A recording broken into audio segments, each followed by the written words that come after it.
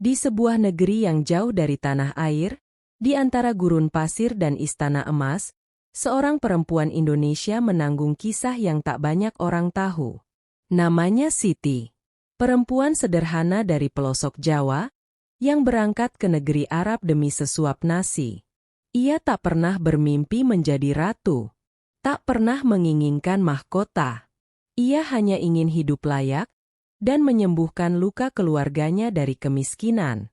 Namun siapa sangka, langkah kecil dari rumah bambu di desanya akan menuntunnya ke dunia yang tak ia kenal, dunia para penguasa, para sultan, dan para lelaki berkuasa yang memandang perempuan bukan sebagai manusia, tapi sebagai harta.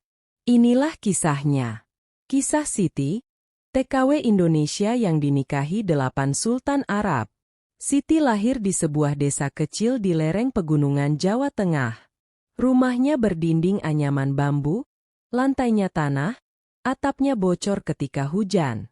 Ayahnya seorang buruh tani, ibunya penjual gorengan di sekolah dasar. Mereka hidup dalam kekurangan, tapi juga dalam kehangatan. Sejak kecil, Siti terbiasa menahan lapar. Ia hafal suara perut yang kosong, hafal rasa asin air mata yang jatuh ke nasi yang dingin. Namun di matanya selalu ada cahaya, cahaya kecil dari impian sederhana, membahagiakan kedua orang tuanya. Setelah lulus SMP, Siti tak bisa melanjutkan sekolah. Ia membantu ibunya berjualan dan mengurus adik-adiknya.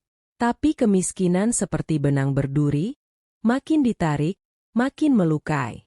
Suatu hari, ayahnya jatuh sakit keras. Paru-parunya lemah, napasnya pendek. Rumah sakit meminta biaya yang tak mungkin mereka bayar. Dan di saat itu, datanglah seseorang, Bu Lilis, agen tenaga kerja yang sering merekrut perempuan desa. Di Arab, kerja jaga anak atau bantu rumah tangga. Gajinya besar, kau bisa bantu keluarga. Cuma 2 tahun, hidupmu berubah. Kata-kata itu seperti janji dari langit. Siti melihat ibunya menangis di dapur malam itu, tangannya gemetar memegang obat ayah yang hampir habis. Ia berdoa dalam diam. Ya Allah, kalau ini jalan terbaik, kuatkan aku. Aku pergi bukan untuk meninggalkan mereka, tapi untuk menyelamatkan mereka. Dan pada suatu pagi, dengan tas kecil berisi baju seadanya dan paspor yang baru dicetak, Siti meninggalkan desanya. Ia tak tahu bahwa langkah itu bukan langkah menuju kebebasan, tapi menuju rantai panjang penderitaan. Pesawat mendarat di Riyadh, kota megah yang diselimuti debu dan panas. Siti terpesona. Gedung-gedung tinggi, mobil mewah, dan perempuan berabaya hitam berjalan tanpa suara. Tapi pesona itu lenyap saat malam tiba, ketika ia diserahkan ke rumah majikannya. Rumah besar, tapi dingin. Tembok marmer, tapi penuh perintah. Setiap pagi Siti bangun pukul 4. Menyapu, memasak, mencuci, mengasuh anak, menyetrika. Ia makan sisa makanan. Tidur di lantai ruang cuci. Setiap kali ia salah sedikit, majikannya berteriak, "Yalah, haram, bodoh." Ia tidak mengerti bahasa mereka, tapi ia mengerti maknanya. Ia dianggap rendah. Bulan demi bulan berlalu. Siti menulis surat untuk ibunya, tapi tak pernah dikirim. Ia hanya menyimpannya di bawah bantal. Kadang malam ia menatap jendela kecil, melihat bintang, dan berbisik, "Ibu, aku rindu." Suatu hari, agennya datang menjemput. Majikan lamanya tidak ingin memperpanjang kontrak, dan Siti dibawa ke rumah baru. Rumah itu berbeda. Besar, berpenjaga, dan ada lambang kerajaan di gerbangnya. Rumah itu milik Sultan Fuad Al-Karim, bangsawan dari keluarga kerajaan kecil di Teluk. Fuad berumur 40 tahun, kaya raya, dan sudah beristri 4. Siti bekerja sebagai pembantu dapur di sana. Tapi entah bagaimana, Fuad memperhatikannya. Ia melihat ketulusan gadis itu, kesabarannya, dan mungkin juga kelembutan yang tak ia temukan dari istri-istri bangsawan lain. Suatu malam, Fuad memanggilnya ke taman istana. Lampu-lampu berkilau di antara pepohonan kurma. "Kau dari Indonesia?" "Iya, Tuan." "Negeri yang jauh, penuh hujan. Aku ingin ke sana suatu hari." Siti menunduk, tak tahu harus menjawab apa. "Kau berbeda," katanya lagi. "Matamu tenang." Beberapa minggu kemudian, atas keputusan Fuad, Siti dijadikan istri kelima. Tanpa restu, tanpa cinta, tanpa keluarga. Pernikahan itu hanya formalitas. Ia diberi kamar mewah, pakaian mahal, dan perhiasan. Tapi setiap malam ia tidur sendiri. Ketika istri-istri lain berbicara dan tertawa, Siti hanya diam di balik tirai, menatap bulan. Suatu hari, ia mendengar kabar bahwa Fuad akan menikah lagi dengan putri dari kerajaan tetangga. Dan sebelum pernikahan itu, Siti diceraikan. Tak ada surat, tak ada penjelasan. Hanya satu kalimat dari pelayan. Sultan berkata, "Kau boleh pergi." Tapi pergi kemana? Ia tak punya uang, tak punya dokumen, tak punya tempat. Dan nasib membawanya lagi ke tangan saudara Fuad, seorang bangsawan tua yang juga sepi. Sultan kedua, Abdul Rahman, jauh lebih tua. Ia menikahi Siti bukan karena cinta, tapi karena ingin membuktikan bahwa ia masih berkuasa. Pernikahan itu dingin. Setiap hari Siti duduk di ruang marmer, memandangi dinding kosong. Ia berusaha bertahan. Ia berdoa. Tapi ketika Abdul Rahman meninggal 3 tahun kemudian, keluarganya memperlakukan Siti seperti barang warisan. Ia dijual secara halus kepada Sultan Hamid, seorang pejabat tinggi di wilayah lain, dengan dalih pernikahan kehormatan. Siti tak bisa menolak. Dan begitulah, pernikahan ketiga terjadi. Hamid kasar. Ia memukul jika Siti menolak melayani tamunya. Ia menghina asal-usulnya, menyebutnya abdah, budak dari negeri miskin. Dan pada suatu malam musim dingin, Siti mencoba kabur. Ia tertangkap. Sebagai hukuman, ia dikunci di ruang bawah tanah selama 3 hari tanpa air. Saat keluar, tubuhnya lemah. Tapi hatinya lebih kuat. Ia berjanji pada dirinya, "Aku akan bertahan. Aku akan pulang." Setelah Sultan Hamid meninggal akibat serangan jantung, Siti kembali diambil oleh keluarga kerajaan. Mereka tidak ingin membiarkan seorang perempuan tanpa wali hidup bebas, maka ia dijodohkan lagi. Sultan keempat, Khalid, justru lembut. Ia memandang Siti dengan mata manusia. Ia sering berkata, "Kau mengingatkanku pada ibuku. Kau perempuan yang sabar." Khalid bahkan memberinya izin menulis surat ke keluarganya. Namun sebelum surat itu sampai, Khalid terbunuh dalam kecelakaan mobil di padang pasir.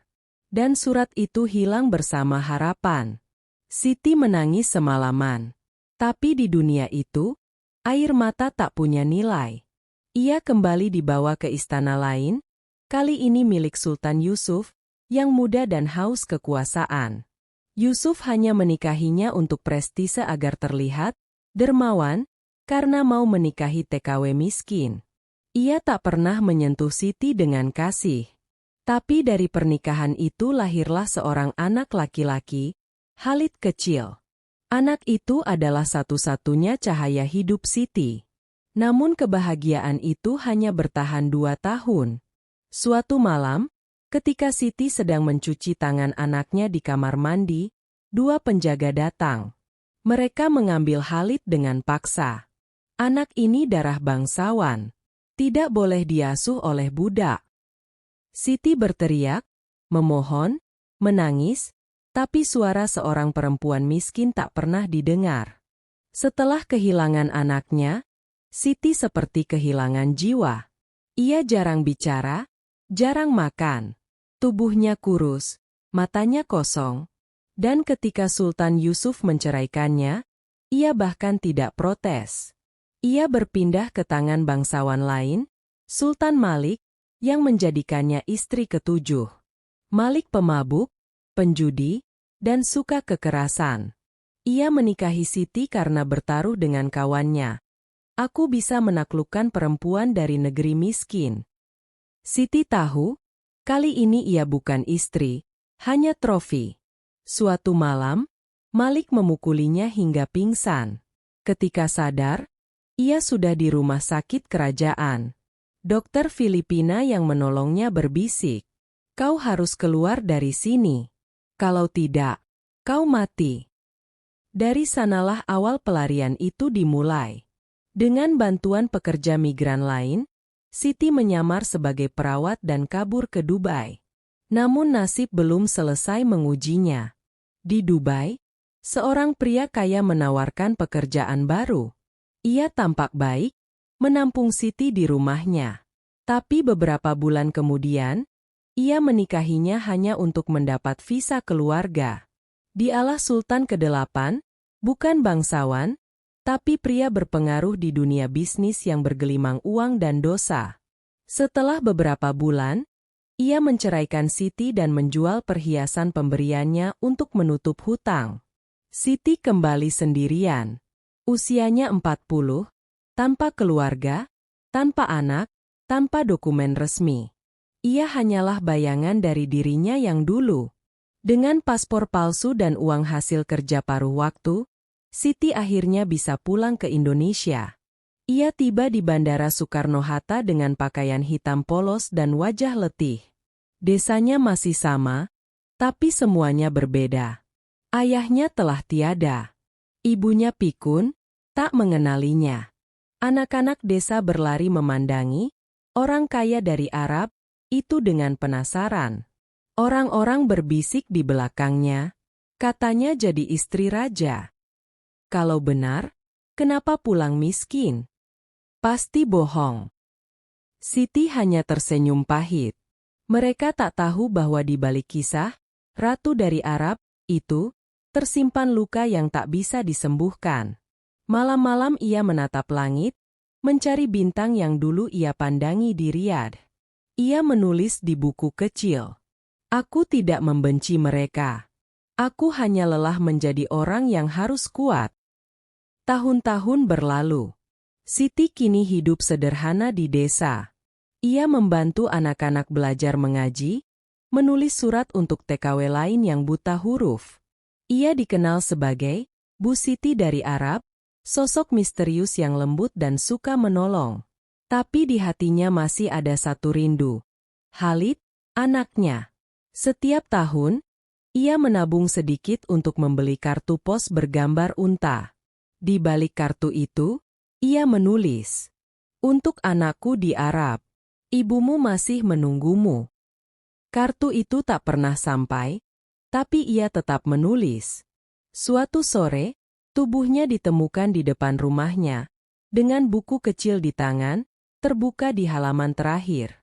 Tulisan terakhirnya berbunyi, "Aku pernah tidur di ranjang emas, tapi selalu terbangun dalam kesepian. Aku pernah disebut istri sultan, tapi tak pernah dipeluk cinta.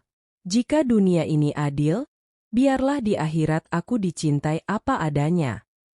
Siti, perempuan yang berangkat dari kemiskinan, mencari kehidupan di negeri orang, tapi justru kehilangan segalanya. Ia bukan legenda, bukan dongeng, bukan pula mitos.